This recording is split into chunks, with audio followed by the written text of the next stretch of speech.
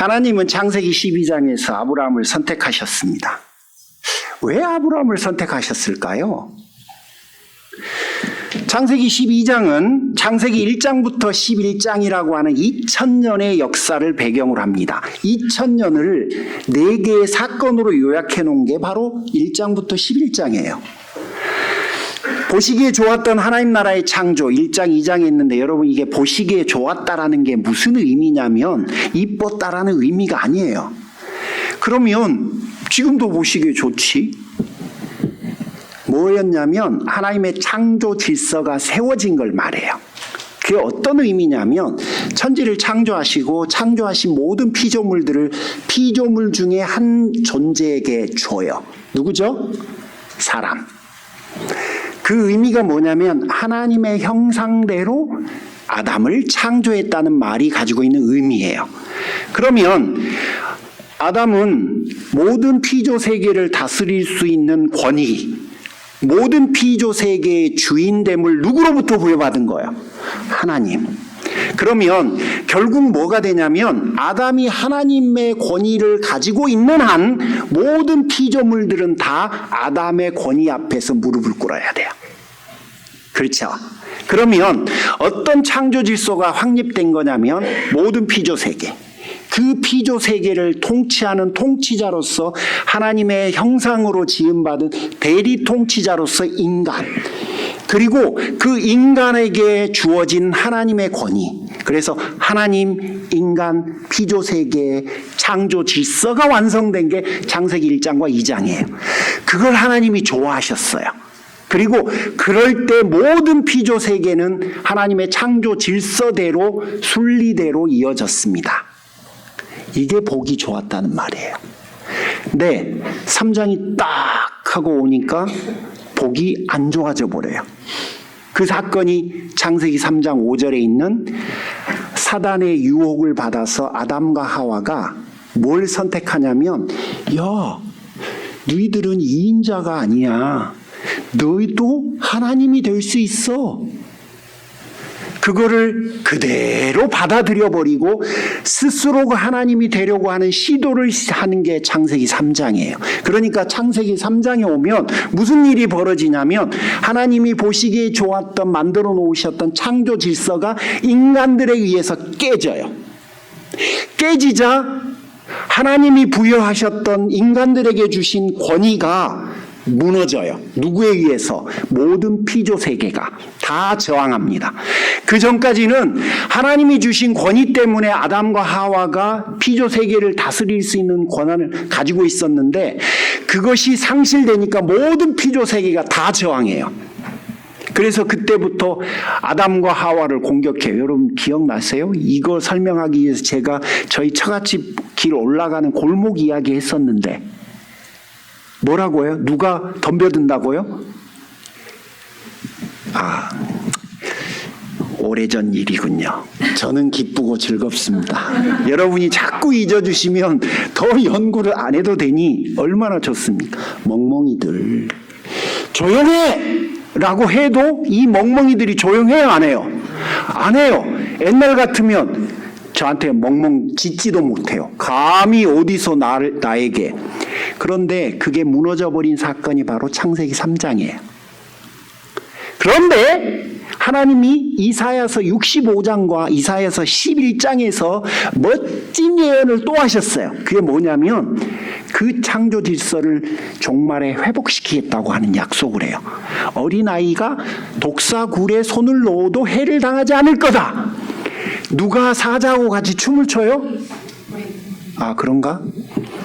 하여튼 여러분 그게 창세기 1장 2장에 그거 상실되어 버린 그 창조 질서가 메시아에 의해서 종말에 다시 회복될 거라고 하나님이 이사야 11장과 65장에서 다시 예언하신 본문들이 바로 그 어린애가 아닌데 이 리듬이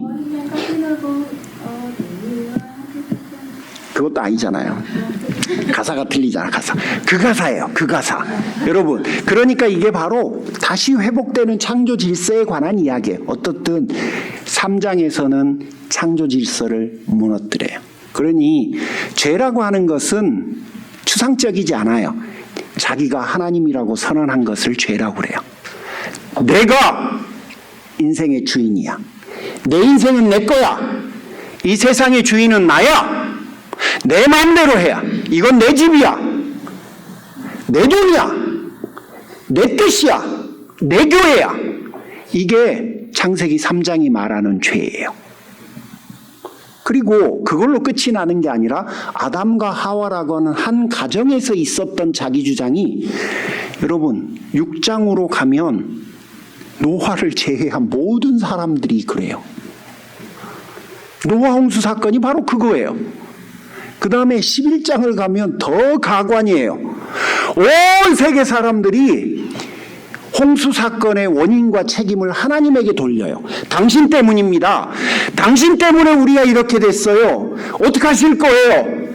야, 이제 우리가 하나님에게 휘둘려서는 안 되겠다. 다 모여. 그래서 우리 스스로 힘을 길러자. 우리가 다 함께 그 사람 앞에 그 하나님께 저항하자라고 만든 게 뭐죠? 바벨탑. 여러분 이게 2000년 동안 있었던 인간 역사의 기록이에요. 그거를 성경 저자는 그렇게 4가지 사건으로 간단하게 요약하는 거예요. 그러면 분위기가 어떻습니까? 분위기가 어떠냐면 바벨탑이 바벨이라고 하는 혼돈이잖아요. 혼돈. 혼돈이 뭐라고 표현되어 있냐면 여러분 가서 잘 읽으면 공허하고 혼돈하더라 되어 있는데 이 공허와 혼돈이란 단어가 어디에 나옵니까? 창세기 1장에 나와요.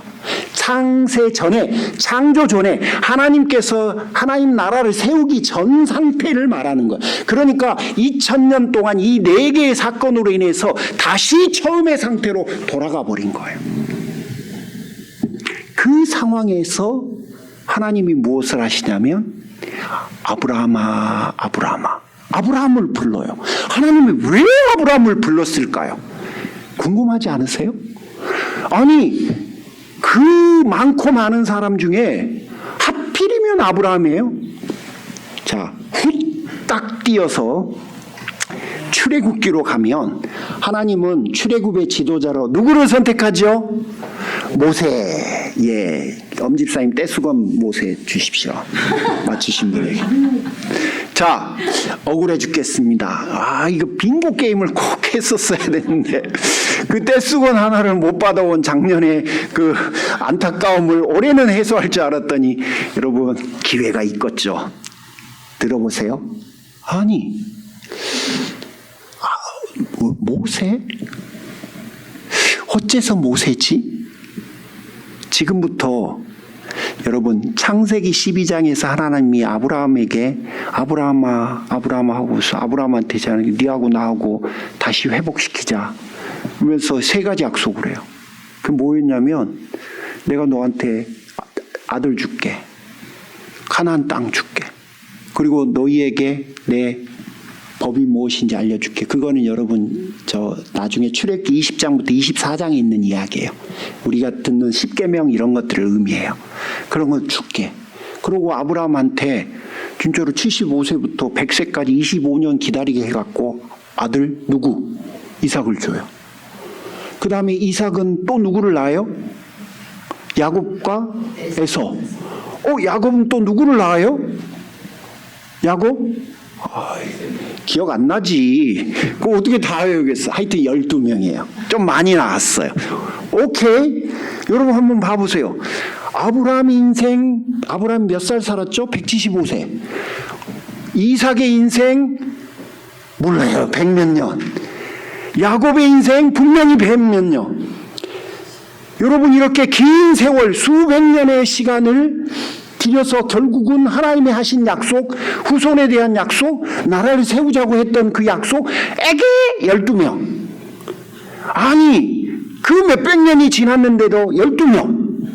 여러분 이게 말이 돼요? 그래서 하나님이 마음을 크게 쓰시고 이제는 한 방의 해결, 그 한 방의 해결을 위해서 부른 사람이 요셉이에요. 요셉. 요셉한테 꿈 딱 주고 그 다음에 이해 딱 시킨 후에 너는 후손을 만들기 위해서 내가 너를 애굽에 보낸 거고 총리를 시킨 거야. 그러니 데리고 와서 그 일을 열심히 알아들어 버렸어. 요셉이. 알아들여 버려서 형들이 자기를 팔고 가족이 자기를 배신한 것에 얽매이지 않고 그 일을 위해서 열심히 살았어요. 나중에 어디서 하느냐? 예언에서, 유언에서 알아요.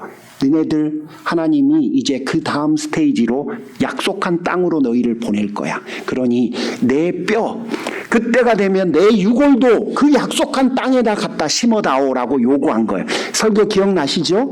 제가 했던 거 고향 땅에 묻히고 싶어서가 아니라 그 하나님의 언약을 상기시키는 거라고 말씀드렸어요.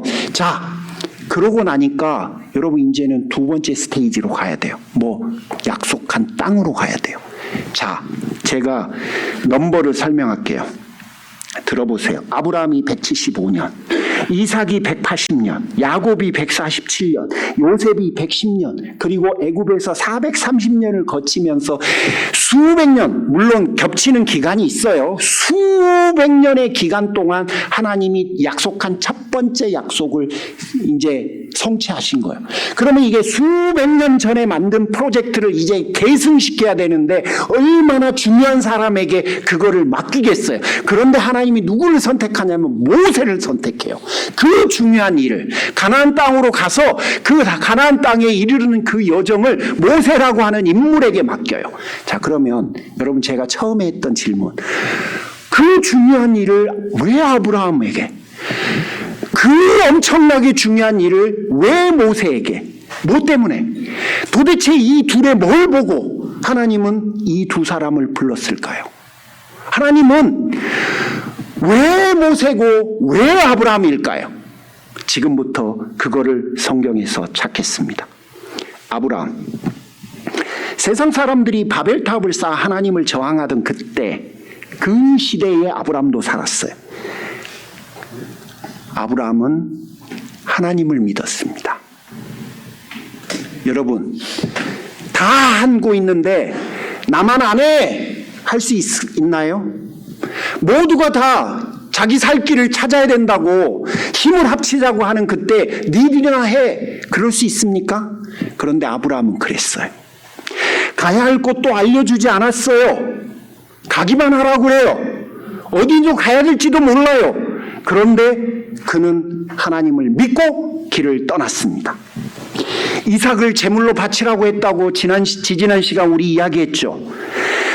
그런데 아브라함은 아들을 약속하고 아들을 주셨던 분이 하나님이라는 사실을 알고 있었어요. 그래서 하나님께서 이삭을 대신할 제물 또한 친히 준비하실 수 있다고 믿었어요. 아담과 하와에게 없었던, 홍수 심판을 받던 이들에게도 없었던, 바벨탑을 쌓던 사람들에게도 없었던, 하나님이 내 아버지지 내가 하나님이 아니다 라고 하는 믿음이 그에게는 있었어요. 성경은 그거 외에 아무것도 왜 아브라함을 선택했는지를 설명 안 해요. 알려주지 않아요. 오로지 그 중요한 일을, 그 나라를 다시 회복하는 시조로 선택한 인물인 아브라함은 왜 그랬냐? 그가 하나님을 아버지로 인정했거든. 그러면 왜 모세입니까? 히브리서 11장 24절과 30절에 따르면 모세는 장성한 후에 바로의 공주의 아들로 사는 것보다 하나님의 백성으로 사는 길을 선택해요. 여러분, 진짜 그럴 수 있을까, 우리가? 정말로 우리가 이런 선택을 할 수 있을까요? 저한테 이런 선택의 기로에 놓이지 않게 하신 하나님을 저는 찬양해요. 전 자신이 없어요. 저라면 그냥 바로의 공주의 아들로 살 것 같은데, 안 그럴 뿐, 솔직히. 홍해가 가로막아 선 순간에 하나님 이러려고 그러셨어요. 모든 사람들이 그런 이야기를 하는 순간에 그는 하나님을 믿었습니다. 애굽의 재물보다 주를 위해서 받는 모욕을 더 기쁘게 선택했습니다. 여러분, 말이 됩니까 이게? 누가 모욕을 선택합니까? 재물은 포기하더라도 모욕은 선택 안 하지요. 그런데 재물도 포기하고 그는 모욕을 선택해요. 왜? 하나님을 위해서. 모욕이 좋아서는 아니에요. 하나님을 위해서 받아야 되는 모욕이라면 받기로 결정한 거예요. 그러니까 그는 모욕을 좋아했던 게 아니라 하나님을 선택한 거예요. 더 가관이 있어요. 하나님이 여리고성을 무너뜨리겠다고 내놓은 대안이 날마다 백성들을 이끌고 한 바퀴씩 돌래요. 제가 목사로서 이런 대안을 내놓으면 보드들이 미쳤다고 그럴걸? 여러분이 저를 신뢰할까요? 아니 뭐 제가 아니라 엄집사님이 보드 의장 우리 교회 하나 사게 지금부터 저 교회 가서 하루에 한 바퀴씩 돕시다. 순번 정합시다. 그럼 여러분 하실 수도 있겠네. 그거는 뭐 되면 되고 말면 많은 거니까. 그런데 이거는 죽고 사는 전쟁이잖아. 목숨 갖고 장난합니까? 어디 이런 리더가 있습니까? 그런데 하나님이 그 대안을 제시하니까 세상의 모세가 그걸 믿어요. 모세가 그 계획을 믿었을까요? 그럴 리가요. 누가 봐도 이거는 우스운 이야기죠. 그런데 그는 하나님의 계획이니까 믿었어요. 그리고 하나님이 약속하신 대로 여리고성은 하나님에 의해서 함락이 되고 무너졌습니다. 여러분, 미치고 팔짝 뛸 노릇 아닙니까?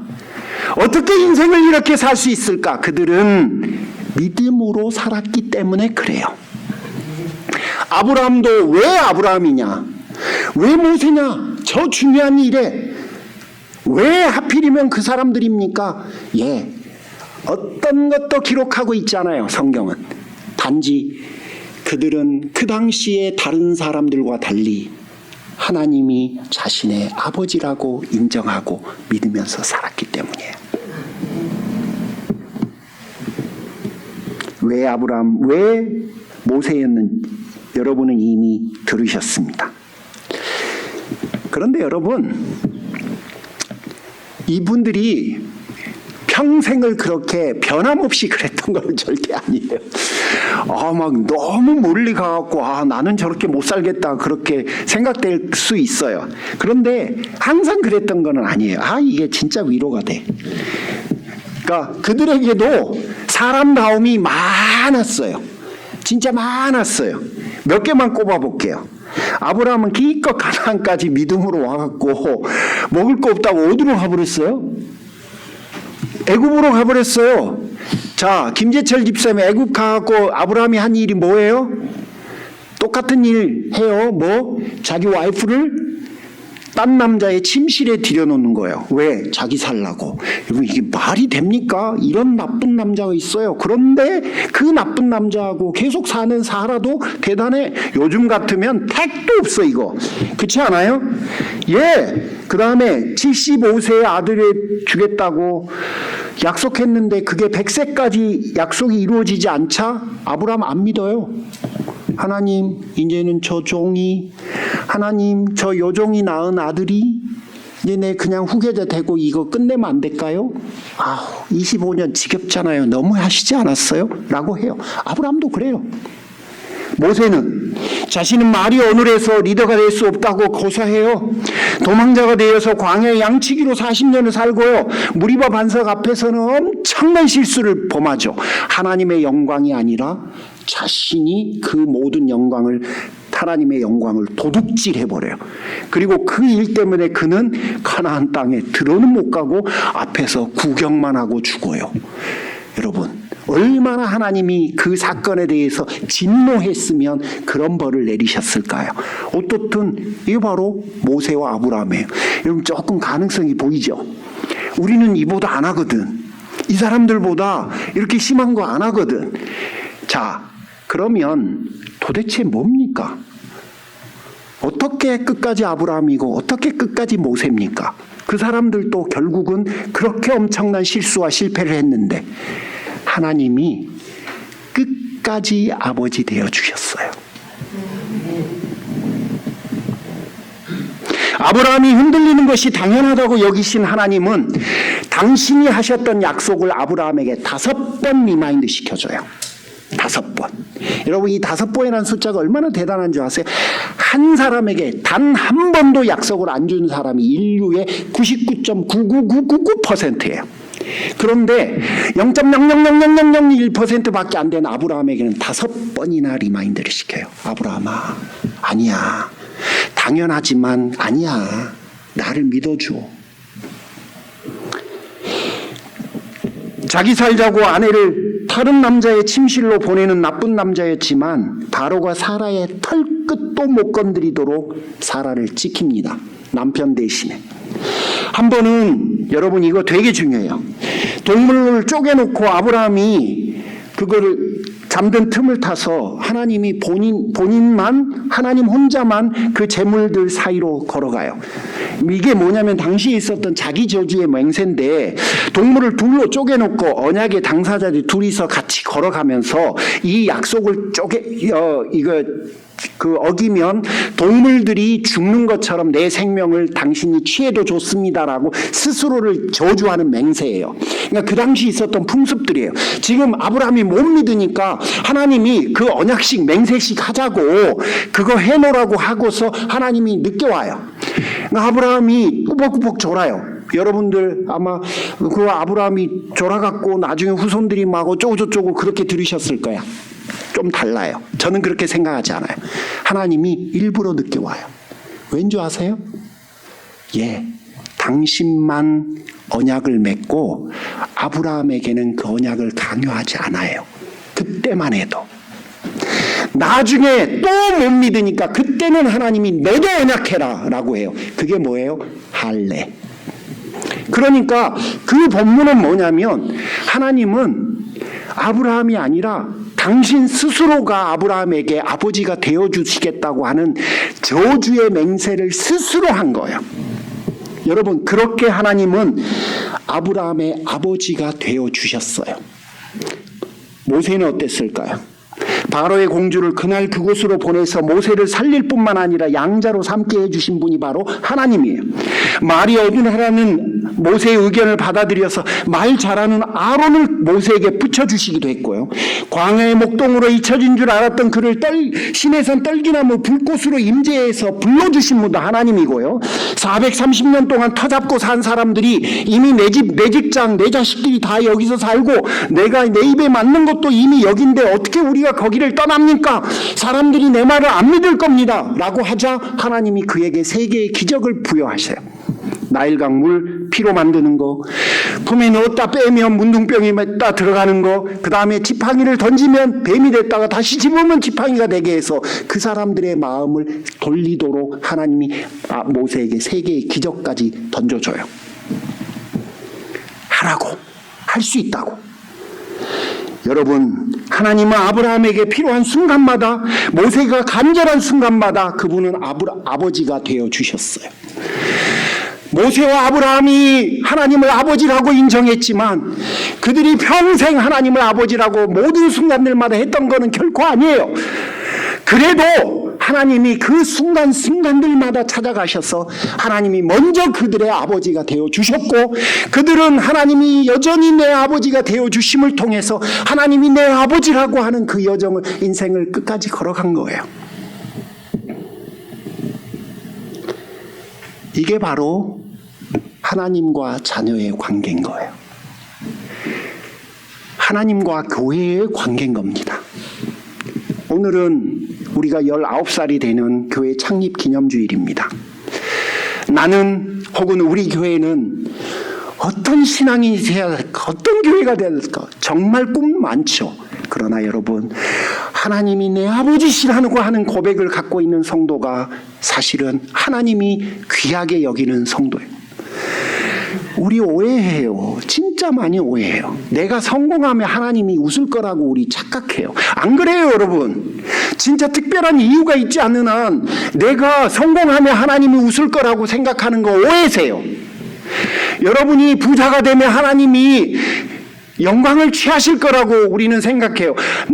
내가 웃는 거지 하나님이 웃는 게 아니에요. 하나님이 웃는 거는요, 여러분이 하나님을 아버지로 인정할 때 하나님이 웃는 거예요. 근데 내가 좋은 거를 하나님이 좋아할 거라고 우리는 그렇게 말을 해요. 여러분이 좋아하는 길을 걸어가면 하나님이 좋아하시는 신앙인의 길과는 멀어질 수도 있어요. 내가 꿈꾸는 교회를 걸어가면 하나님이 꿈꾸시는 교회의 모습과는 멀어질 수 있어요. 근데 사람들은 그걸 몰라요. 내가 생각하는 멋진 교회는 이런 교회니까 우리 교회는 그렇게 돼야 돼라고 어느 순간 내가 꿈꾸는 교회를 꿈꿔요. 안 그래요? 그 절체절명의 순간 아브라함을 선택하시고 그리고 수백 년 동안 이어진 수많은 사람들의 인생이 담겨서 이어져 온 그 프로젝트를 계승할 모세도 하나님이 단 한 가지 이유였어요. 하나님을 아버지로 인정했기 때문에. 하나님을 아버지로 인정했기 때문에. 저는요, 지난 주말 수련회에서 기뻤던 거 한 가지를 발견했어요. 그게 뭐냐면 제가 지난 7년 넘게 기도해왔던 기도 제목들 중에 몇 가지가 있는데 그 중에 하나가 우리 교회의 교회가 하나님을 향해서 가는 모습과 그림들을 몇 단계로 그렸습니다. 첫 번째 단계가 뭐냐면 사람들 간의 가족이 되는 거예요. 제가 여러분에게 인터뷰 왔을 때 처음 했던 이야기가 뭐예요? 목사님이 가지고 계신 비전이 뭡니까? 라고 하는 굉장히 어려운 질문을 누군가가 하셨어요. 그때 여러분 제가 뭐라고 답을 했냐면 여러분 제가 목사인데 그런 비전은 없겠습니까? 그런데 제 비전이면 그게 뭔 소용이 있습니까? 제 꿈이면 그게 뭔 소용이 있습니까? 제 비전과 제 꿈에서 머물지 않고 여러분의 비전과 여러분의 꿈이 되는 것이 제가 가지고 있는 목표입니다. 그래서 저는 여러분의 가족이 먼저 될 겁니다. 여러분 저를 가족으로 받아주십시오 라고 하는 이야기를 그때 했었어요. 제가 가지고 있었던 첫 번째 꿈, 지금까지 교회들을 보면서 가지고 있었던 아픔들, 상실감들, 그게 뭐였냐면 그렇게 크게 중요하지도 않은데 서로 긴장하고 편 나누고 표대결하고 반대하고 괜히 어깃장 한번 놓으시고 하는 수많은 텐션들, 하나님 저 텐션들 먼저 없애주십시오. 교회에 오면 왠지 부담스러운 그거, 왠지 마음속에서 편하게 말 한마디 못하고 눈치 봐야 되는 그거, 하나님 그것부터 없애야 되는데 그거 없애려면 어떻게 해야 합니까? 제가 한 선택은 그래, 저 사람 보지 말고 저 사람도 보지 말고 목사도 보지 말게 만들고 하나님을 보게 만들자. 그러면 우리가 다 한 곳만 볼 거 아니냐. 그러다 보면 하나님 보면 당연히 만족될 거고 하나님 보면 당연히 좋을 거고 내가 내 안에 좋은 게 있으면 다른 사람들을 향해서도 좀 좋아 보일 거 아니냐. 목사가 내가 어떻게 이 사람들을 다 만족시키냐. 안 되겠다. 저분들도 마찬가지일 거다. 다 사람 마음은 똑같은 거예요. 사랑받고 싶지. 누가 여러분 눈치 보고 인생 살고 싶고 누가 불편한 마음 갖고 발걸음하고 싶겠어요. 제가 가지고 있었던 첫 번째 스테이지의 기도 제목이 그거였어요. 하나님 텐션 다 없애주십시오. 부담 다 없애주십시오. 저 사람을 봤을 때 내 마음속에 불편함과 부담이 아니라 기대감과 설레임과 축복하는 마음이 들게 해주십시오. 모두가 좀 그랬으면 좋겠습니다 했는데 좀 그래진 것 같지 않아요? 아, 너무 길어버려갖고 여러분들이 지금 어떻게 하겠어요? 예. 그러면 하나님 그 다음 스테이지에 대한 꿈을 제가 꿔요. 그 다음 스테이지가 뭔지 아십니까? 저는요 가끔 여러분에게 드러내드렸는데 나는 여러분이 다 영적 거장들이 되는 게 꿈이에요. 아이 그게 말이 엄청 좋은데 여러분 그거 되게 간단한 개념이에요. 하나님이 내 아버지다. 딱 그거예요. 하나님이 내 아버지다. 어떤 순간에도 어떤 상황이 처해도 하나님이 내 아버지다. 그게 내가 되는 건 아니에요. 하나님이 나를 그렇게 만들어요. 하나님이 내 아버지 되어주셔서 결국은 내가 중간중간에 수도 없이 많은 이런 것들이 있거든요. 정말 많아요. 그 정말 많은 것들 중에 그분이 내 아버지가 되어주셔서 결국은 내가 그분을 아버지로 인정하는 것처럼 모양을 만들어 놔요. 그게 제가 가지고 있는 두 번째 플랜. 여러분 각자가 해야 될, 교회가 하는 게 아니에요. 각자가 해야 돼. 이거는 여러분 스스로가 안 하면 여러분에게는 안 임해요. 그래서 제가 마음이 급한 거예요. 제가. 그 다음에 뭡니까? 마지막 스테이지가. 오예, 내가 하고 나면 이제는 우리가 하는 거예요. 내가 나를 위해서가 아니라 내가 누군가를 위해서. 목사님 그게 더 중요한 거 아닙니까? 어느 인간이 나를 위한 것보다 남을 위한 걸 먼저 진심으로 하겠어요? 전 그거 기대 안 합니다. 지금은 흉내는 내야죠. 그런데 누가 나를 위해서 살지 않고 남을 위해서 사는 삶을 먼저 살겠습니까? 남을 위해서 사는 삶은 내 안에 기쁨과 은혜가 충만할 때 그 다음에 하는 거예요. 내 집 먼저 사지 남의 집 먼저 사주는 거 보셨습니까? 그래서 저는 그게 마지막 고울이에요. 우리 교회 공동체가 가는 귀한 방향. 내가 나를 위해서가 아니라 다른 누군가를 위한 삶을 살아가게 만드는 것. 그게 제가 가지고 있는 세 번째 그림입니다. 여러분 솔직히 빌립보서 공부방 되게 부담스럽죠? 예, 저도 알아요. 제가 왜 그거 모르겠어요. 그래서 지난 4년 동안 가만히 있었던 거예요. 될지 안 될지 보려고. 그러다가 팬데믹 때 이야 찬스다 해갖고 제가 그거 확 여러분에게 던져드린 거잖아요. 그게 목적이 뭔지 아십니까? 명확해요. 그 명확함이 뭐냐면 여러분 안타깝게도 우리가 지금까지 해왔던 신앙의 패턴들은 다 누군가에 의해서 나에게 주어지는 것들이에요. 근데 저도 그렇고 다른 전문가들의 의견을 전 받아들이는데 내가 하나님을 아버지로 스스로가 하지 않잖아요. 그러면요 여러분 진짜 어려워요. 앞으로 진짜 힘들어요. 점점 더 그럴 거예요. 그래서 여러분 스스로가 하나님을 만나라고, 여러분 스스로가 하나님을 경험하라고. 그러면 좀 쉽게 하면, 여러분 좀 추상적으로 해드리면 좀 쉬울 텐데 추상적이면 구체적이지 않기 때문에 몰라요. 발전이 안 돼요. 근데 구체화 시켜놓으면 이게 또 너무 구체적이어서 힘들다고 이야기를 해요. 제가 그게 딜레마예요. 그래서 어쩔 수 없이 지금 패턴을 가지고 있는 거예요. 기대하지, 너무 큰 거를 절대 기대 안 해요. 저 그렇게 진짜 나쁜 사람 아니에요.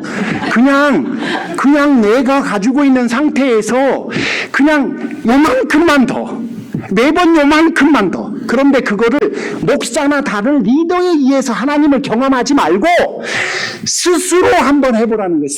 스스로 한번 만나라는 거예요. 읽기방은 조금 접근이 쉬워요. 읽기만 하면 되니까. 근데 여러분 제가 말씀드렸잖아. 목사들이 아무리 연구하고 신학자들이 연구하고 읽는 걸로 사람이 안 변해. 읽는 걸로는. 그래서 뭘 해야 되냐면 공부를 해야 된다는 거예요. 공부를. 내가.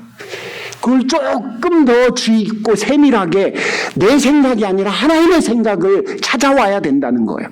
그러니까 여러분 그거 다 정답이 없어요. 거기 다 쓰라는 거 아니에요.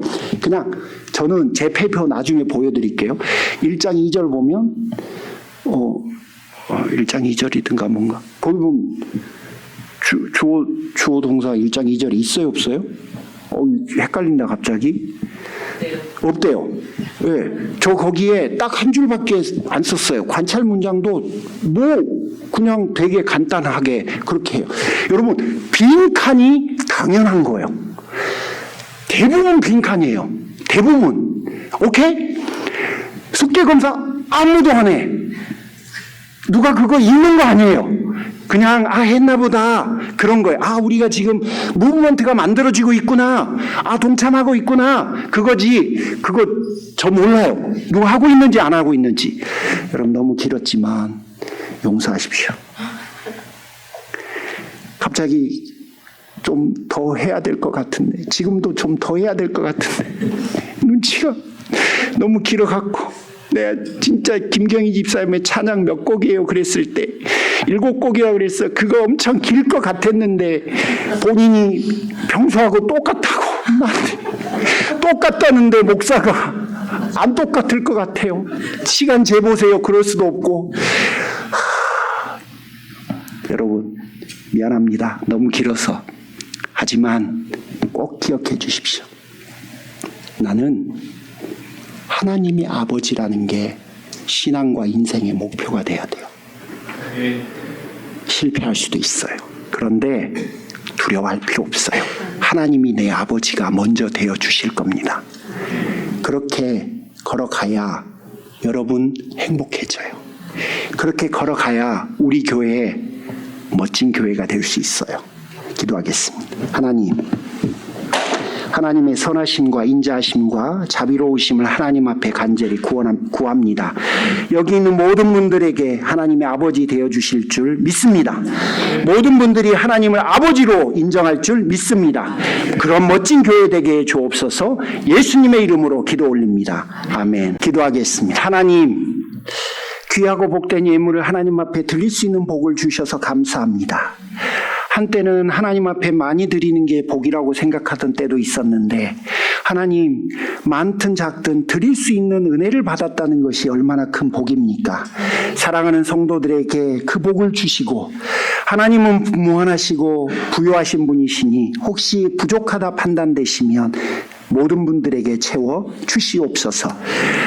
귀하디 귀한 영혼들이 아픕니다. 암 때문에 아프고 또 이런저런 고통들 때문에 아픕니다. 불쌍히 여기시고 치유해 주옵소서.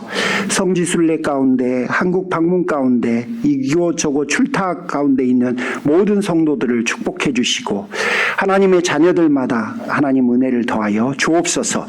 이제는 우리 주 예수 그리스도의 은혜와 하나님 아버지의 극진하신 사랑하심과 성령님의 감화 감동 내주 충만 역사하심이 지금부터 영원토록 함께 하시기를 간절히 축원하옵나이다. 아멘.